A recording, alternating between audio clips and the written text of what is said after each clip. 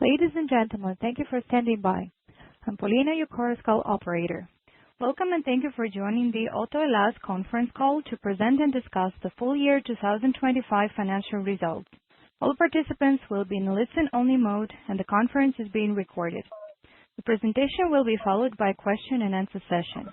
Should anyone need assistance during the conference call, you may signal an operator by pressing star and zero on your telephone. At this time, I would like to turn the conference over to Mr. Eftichios Vassilakis, CEO. Mr. Vassilakis, you may now proceed. Yes, good afternoon, everybody, and welcome to our call on the annual results of 2025. Thank you for being here. I'll make some brief comments, and then I'll turn over to Mr. Vassilakis, our controller, to describe the results of last year, and then after he goes through the numbers, I'll make some comments with regards to outlook. What we're happy to report on is that last year was once again a year of very solid numbers for us. Autohellas has reached a level of operation and profitability since 22, in essence, which is more or less double of what we had before COVID. So 22, 23, 24, and 25 have all been excellent years for us, where we're able to develop our revenues and, as I said, reach very high levels of EBITDA and final bottom line profitability.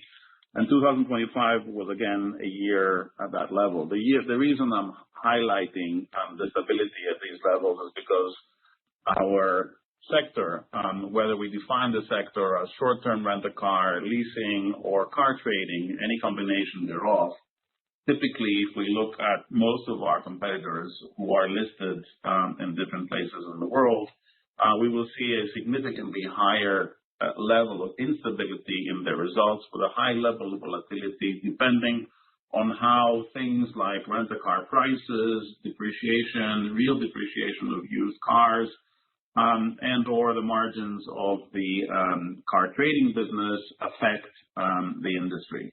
The fact that Autohellas has reached and retained levels of revenue around 1 billion euro and actually levels of bottom line performance at where we've been for the last 4 years is for us a testament to the fact that the model is quite solid and can withstand a reasonable amount of pressure depending on how changing situations evolve. This is the reason that we'll be able to once again suggest to the AGM, propose to the AGM that we will distribute 85 cents per share, which of course leads to a very interesting yield to our shareholders, despite the fact that, again, we find ourselves over the last month and for a period that we, of course, cannot evaluate on our own in a situation of war in the Middle East, which, of course, is never good either for macro, nor for confidence, nor for the travel habits of people, which all affect industries like our own. So I will turn over to Zachos to give you the particulars of the year that we now have behind us. And I'll come back towards the end to make some comments about how we feel on the way forward, to the degree, of course, that this can be described within a war environment in our not exact proximity, but not too far away from here either. Thank you, Zachos. Good afternoon, everyone. Thank you for joining the call. So I will begin with a concise overview of Autohellas Group performance in 2025. And we will highlight some key trends and drivers. So starting with the top line, as we said earlier, the consolidated revenue surpassed the 1 billion, which is 5% above 2024. And it's a record revenue year because it's higher also than the previous record year of 2023. So the main growth driver was the strong demand in short and long-term rentals in Greece, but there was also some continued positive momentum in the car trade.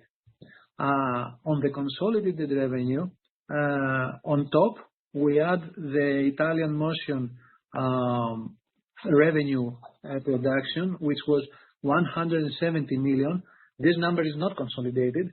So if we look at the total footprint of Autohellas Group in revenue, this amounts to 1.2 billion. Zooming in on a by segment basis, as we said, the Greece rentals was the main driver. This segment has grown by 12% in 2025.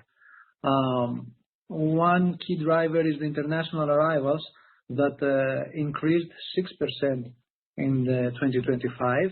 There was another seasonality improvement, which means that the first quarter and the last quarter were stronger. Small numbers, but stronger performance.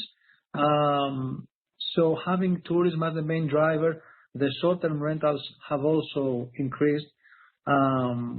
Despite the high vehicle availability in the market and some price pressures that we experienced from the competition, we showed improvement in all the KPIs we have in the short-term rentals, like fleet utilization or customer satisfaction or revenue per car. At the same time, we had also long-term leasing being a key growth engine for another year.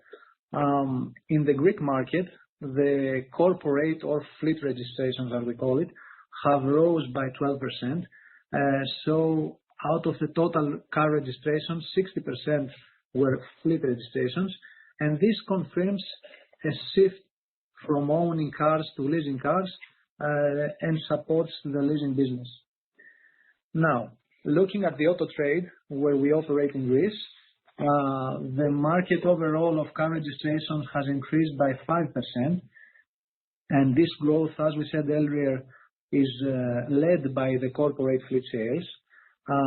Autohellas Group has managed to retain the market share, although the profitability has softened a bit due to channel mix and some intense competition. In 2025, we also added in our portfolio some Chinese brands, Sanggan and Xpeng, that diversified and increased our portfolio. Looking at international activity, the Balkans and Cyprus has also delivered a positive momentum in growth, both in long and short-term rentals, and contributed to the group. While at the same time, in Portugal, where we do not have operating leasing, we only have rent-a-car. We faced a competitive environment. So our main focus there was to take some operational and fleet optimization actions. So now looking at the profit ratios, the EBITDA has followed the revenue increase. It reached 295 million, which is 5% rise year-over-year. On the operating profit, or EBIT, we managed to reach 123 million, which was 5% down from 2024, and this was mainly due to the margin pressures we had in auto trade and the Portugal segment, as we said earlier. Now, on the net profit, we reached 80 million compared to 85 million we had in 2024. And in this number, this result is also supported by 10 million of dividends, which we had also in 2024. This growth and stability that we said is reflected also in the balance sheet. Our assets have increased by 200 million relative to 100 million of increase in net debt and 95 million of increase in equity. So we retained a strong balance sheet. This asset growth is mainly from fleet increase. We managed to reach 65,000 units under management, and we also performed a strong fleet renewal during the year, which means that we invested 366 million in buying approximately 20,000 units. So overall, the group in 2025 demonstrated resilience. In some segments, we had some market share gains, and we try to optimize our fleet management and continue our investments to support our sustainable growth. Yeah, just 2-3 things I want to highlight on top of what Zaho mentioned. One is that during the year we have progressed significantly in our switching forward into our IT modernization, which took a significant amount of effort and will continue into this year, but some main targets were reached to switch over. That's number one. Number two, beyond the investment in cars, we also continue to invest significantly in land, especially where relevant for logistics support of airport operations. So we have continued to develop our policy of effectively having land that we control and that can support the efficiency and the size of our operation close to relevant airports, particularly in Greece.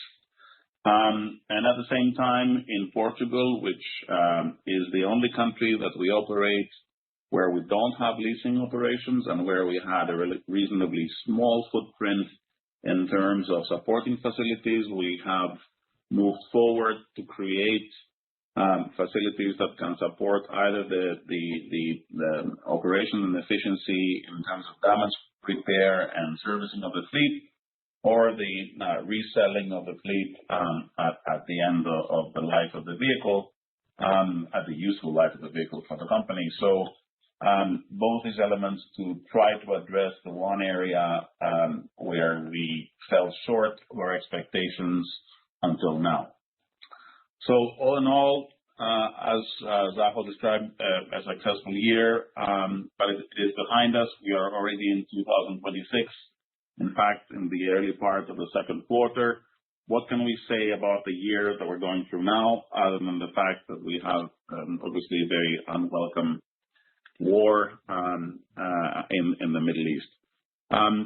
Greece has been developing its tourism arrival post-COVID over the last 4 years, and last year was no exception.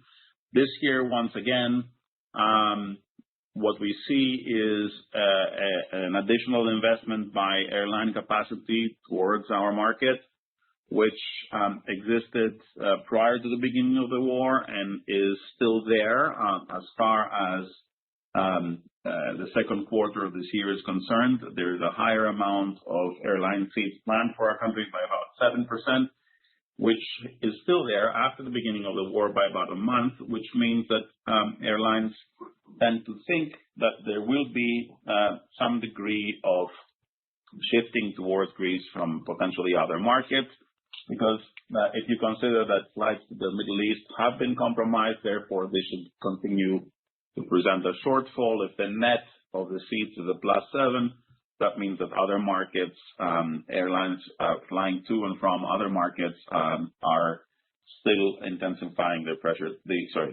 in the country, and this should be positive for tourism development here. The market also, from the point of view of expectation of hotel reservations, year to date, it's up by a single-digit number, although it is true that in March, a slowdown in reservations post-war has been experienced. So all in all, initial indications for tourism positive. Of course, it's hard to make predictions when things like the cost of fuel might weigh in the longer term demand determination or even airline activity. So it's quite difficult to make longer term predictions. In terms of how the Greek car market is behaving, the first 3 months of the year show a small increase in the market as well, no more than 3 to 4%, and a continued shift towards different forms of renting the vehicle as opposed to straightforward acquisition, which is reasonably supportive.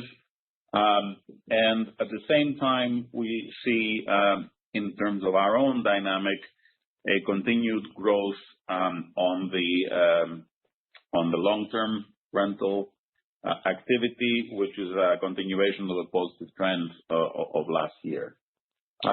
In terms of the auto trade market, it's very important to note that with a significantly higher number of brands now active in the market, I would say in the last 2 years, we've had a total of around about 12 brands join the market that were not there. It's clear that incumbents with significant share will, to some degree, face additional competition and margin erosion, even potentially sales drop, so that we cannot insulate ourselves from that effect either. At the same time, our own new brands will take some time to mature in order to produce a positive result for the group. So we don't expect this to happen before the latter part of 27. So we are in an investment period, I would say, net in auto trade. And so we have at the same time a positive to look forward to, but a difficult period to cross until we get there in the auto trade market. In terms of our international activity, our plan for the year is to improve the contribution of that activity, particularly through the efforts of improving Portugal, as I mentioned earlier. The Balkans are also expected to remain strong. What is somewhat challenging now is what the performance of Cyprus would be. Cypriot market is definitely more affected from the tourism point of view than any of our other markets due to the relative proximity to the Middle East. So all in all, that should give you an idea of the initial elements that we see contributing or affecting our business. And of course, again, with some degree of uncertainty that we all experience in various areas of activity due to the continuation of the war and the effect it might have on the mainly through the fuel prices to demand. So I will stop there and invite you to make any questions, and we'll try to answer them as best we can to give you some more highlights. Thank you. Ladies and gentlemen, at this time we'll begin the question and answer session. Anyone who wishes to ask a question may press star followed by 1 on the telephone. If you wish to remove yourself from the question queue, then you may press star and 2. Please use your headset when asking your question for better quality. Anyone who has a question may press star and 1 at this time. One moment for the first question, please. The first question is from the line of Natalia Svyriadi with Eurobank Equities. Please go ahead. Yes, good afternoon, and thank you for taking my questions. I was wondering, I have a couple of questions. Glad to see there's no questions at this stage. Next invitation for the AGM on the 22nd of April. So if there are any developments in the demand side or on the cost side, in the meantime, we might make some additional outlook-related claims at that time. Otherwise, thank you for your attendance and looking forward to hopefully another strong year despite the challenges that are around. Thank you.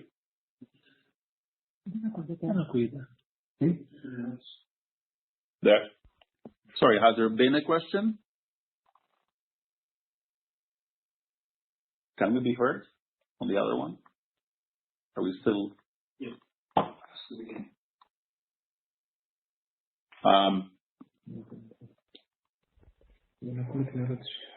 The first question is from the line of Natalia Svyriadi with Eurobank Equities. Please go ahead. Hello, can you hear me now?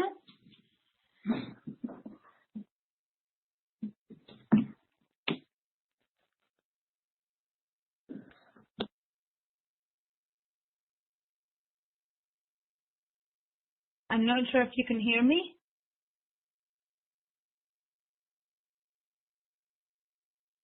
Can the management hear us? I think they can't hear me.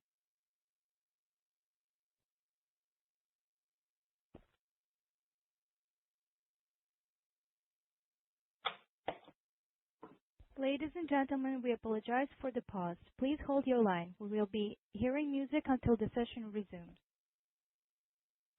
Ladies and gentlemen, thank you for holding. We are to resume the conference. The first question is from the line of Sviriadi Natalia with Eurobank Equities. Please go ahead.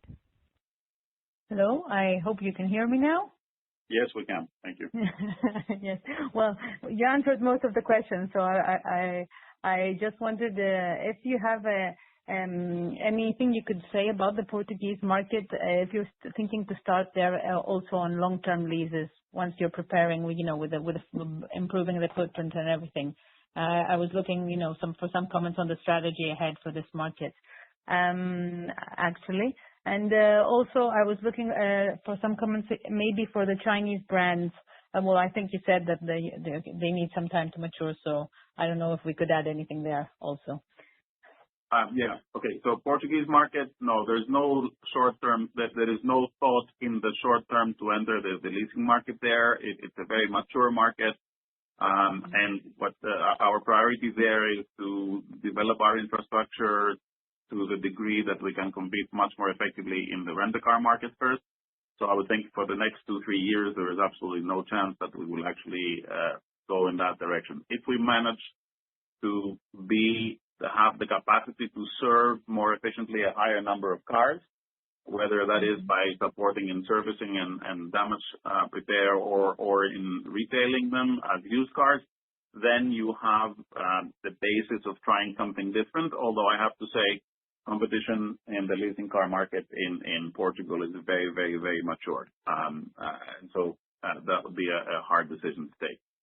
So the improvement has to come from either the revenue or the cost side of the rent-a-car. And actually, the one thing that is clearly the case is that this year, both Spain and Portugal will be the highest beneficiaries in terms of relative tourism demand across the south of Europe for some pretty obvious reasons. They are at the edge of Europe and therefore, I would say, the most benefited from the crisis of the Middle East to the degree that anybody can be benefited.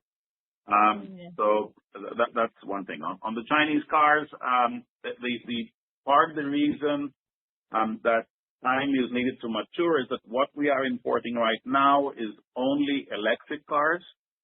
Within the course of this year, and by the end of this year, at least 2 of the 3 brands that we represent will have hybrids and plug-in hybrids, and that opens up the door for a significantly higher level of sales. So you've got 2 issues. One is to introduce the brands in the market, open the stores, establish the brands, make them known. But the second one is that once you're selling only electric, you're effectively chasing after what is around 7% of the Greek market, whereas if you're also in the hybrids, then you're into 40% of the Greek market. So that's a significantly different play, and that's what we need beyond establishing those brands in order to have a significant contribution out of the revenue or to profitability.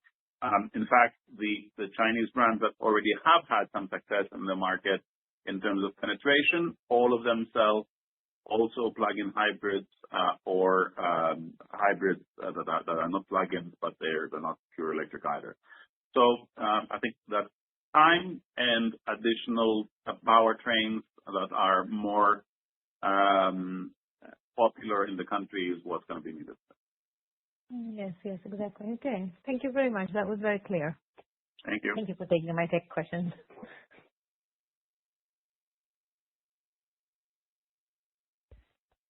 The next question is from the line of Spiropoulo Violeta with Eurobank Asset Management. Please go ahead. Yes, hello. I hope you hear me. Yes, we can. Okay. Thank you for the results comments and all the analysis you've given. Just 2 questions. First question is on the rent-a-car business and the evolution of margins. And this is also related to if you estimate that there will be some price pressures again this summer, so as you experienced, you said, in last year. And the other thing is connected to Chinese brands.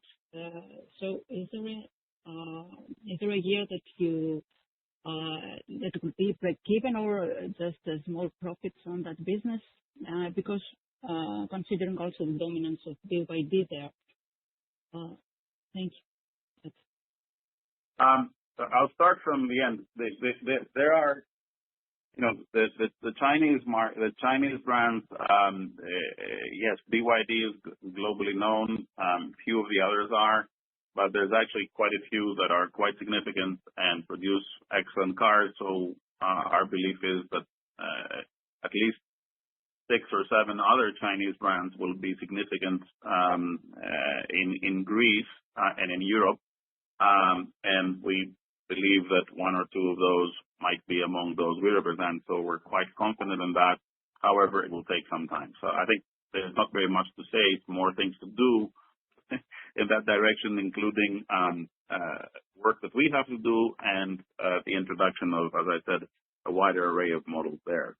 That's the important thing about how we think about the car market and the auto trade is basically that we're building a platform which is able to support and accommodate a large number of brands through significant synergies in both logistics, back office, and going forward also in the retail side, multi-showroom facilities, which will be much more efficient in the promotion and support of smaller level of sales on a per brand basis. I'm sure you can understand why that could make sense. So that's point number 2. And then going back to point number 1. Listen, there are always tremendous competitive pressures in rent-a-car in Greece. We're talking about over 2,000 car rental companies that have been functioning here for forever. So the question is not whether there's going to be pressure in pricing. That's always there. There's 2 drivers. One is the demand in terms of what's coming into the country, and that seems to be positive, but there's a war caveat there. And second is how we manage several elements that determine cost. What determines cost and revenue utilization, how much we manage to use our cars, which is very important, how well we buy cars. And here you see that there's an element of what is happening in the car market, which is, again, helping rent-a-car companies. What is that? The fact that now there's more competition in the car market means that we're actually able to buy cars in a more efficient way than probably 2-3 years ago from others, because we never only buy from ourselves, obviously. Or like 30% comes from our own import companies, 70% comes from other people's import companies. So more competition in the car industry locally also means that we buy better. And we invest, Zachos mentioned to you, 335 million last year in buying cars. So what degree of discount we get is very important. At the same time, the other thing that is important is how much real depreciation there is when we resell the car. And that is dependent on 2 things. A, the discounting when you buy it, and B, the stabilization of pricing in the used car market. And I think we're getting there to a point after a bubble that went up and down as well. So there are determinants of cost, which is a combination of how you buy and how you sell, which are, I think, progressing in the right direction on the balance. It's never all positive, but I think we've been through the worst part of the buying stage. We're in an improved buying stage, and I also think the selling stage after a boom that followed the lack of supply in the market and then a drop is also stabilizing now.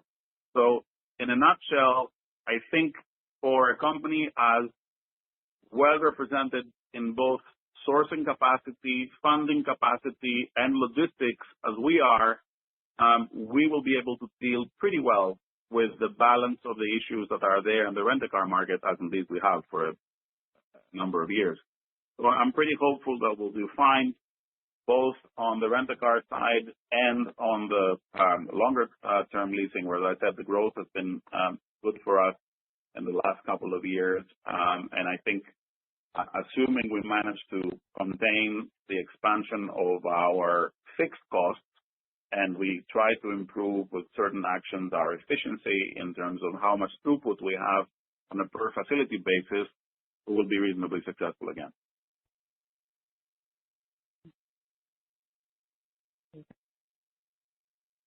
As a reminder, if you would like to ask a question, please press star and 1 on your telephone.